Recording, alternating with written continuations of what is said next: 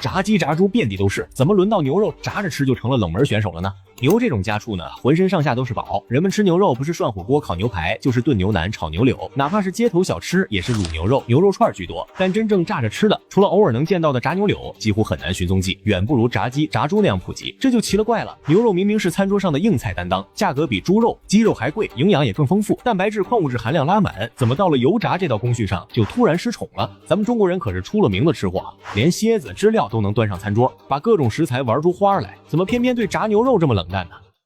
其實啊，問題不在我們身上，而是在豬本身。要搞懂這件事，咱們不妨先把時間拉回去。早在公元前2000多年，迦南地區就有人吃油炸面团。公元前5世紀的古希臘，人們就開始用橄欖油油炸食物。等到了公元5世紀，羅馬的食譜裡甚至出現了橄欖油炸雞肉的做法，和咱們現在吃的炸雞雛形差不了多少。而在中國，油炸技術早在南北朝時期就已經成熟。《齐民要术》裡記載的油煎餅、炸魚，就是當時流行的油炸小吃。不過，早期的油炸食品有一個共同的特點，只用脂肪含量高，获取难度低，肉质细嫩的肉類。为什么？因为在那個沒有精準控溫設備、沒有專業油炸工具的年代，油炸主要是為了快熟、香濃、不柴，而脂肪就是油炸的靈魂。脂肪多的肉類，油炸時能快速鎖住水分，不容易炸柴，還能釋放出肉香，哪怕火候差一點也不會太難吃。而雞和豬恰好就應了這些需求。先說說雞，人類馴化雞的歷史已經有幾千年了。最早馴化雞就是為了獲取肉和蛋。雞的肉質本身就細嫩，纖維短，水分足，尤其是雞腿、雞翅、雞胸這些部位，脂肪分布均勻，不管是整隻炸、切塊炸，只要油溫夠，10幾分鐘就能炸熟。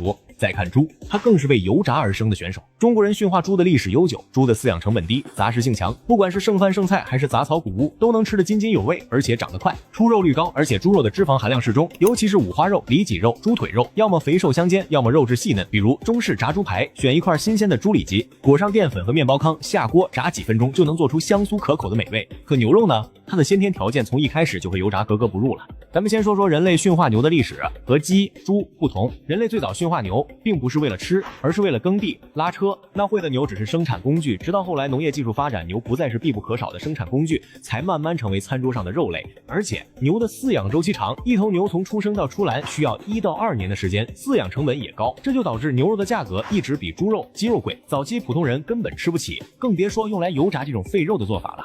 當然，飼養成本高只是個開胃小菜，真正讓牛肉難以走進油炸界的是它自身的肉質。簡單說呢，就是牛肉天生不適合油炸。咱們先來看一個關鍵指標，纖維粗細。肉類的口感很大程度上取決於纖維的粗細，纖維越細，肉質越細嫩，越適合快速烹飪；纖維越粗，肉質就越粗糙，越適合長時間燉煮。而雞、豬、牛三者的纖維粗細差距非常明顯，雞肉的纖維最細，平均直徑只有幾十微米，肉質最細嫩；豬肉的纖維次之，粗細適中，韌性不強。而牛肉的纖維是三者中最粗的，尤其是牛身上運動量大的部位，比如牛脖、牛鱗、牛腩，纖維粗且密，韌性極強，就像一根細細的橡皮筋，很難被嚼爛。而油炸的烹飪特點就是高溫快速，油溫通常要在150到200攝氏度之間，食材下鍋後幾分鐘內就要出鍋，否則就會炸焦、炸柴。對牛肉來說，這就是災難，因為纖維太粗，哪怕表面炸得金黃，內部也很難熟透。可如果延長油炸時間，讓內部熟透，表面的纖維就會變得焦硬發柴，咬一口就像嚼橡膠，壓根沒法吃。不過牛身上也有適合油炸的部位，只是少得可憐。像牛脖肉、牛鱗肉纖維太粗，適合燉煮做肉餡；牛腩、牛肋條脂肪多，但筋膜厚，適合燉滷；牛舌、牛尾適合滷煮。只有牛里脊、牛外脊這兩個部位，肉質相對細嫩，纖維較細，勉強適合油炸。但這兩個部位的占比非常低，一頭幾百斤的牛，牛里脊和牛外脊加起來也只有10斤，量非常少。而炸牛柳用的正是這部分的肉。不過咱們從消費者角度來說，炸牛肉也不是一個划算的選擇。一份炸牛柳售價大概在30到40元，分量還很少，只能當小吃，根本吃不飽。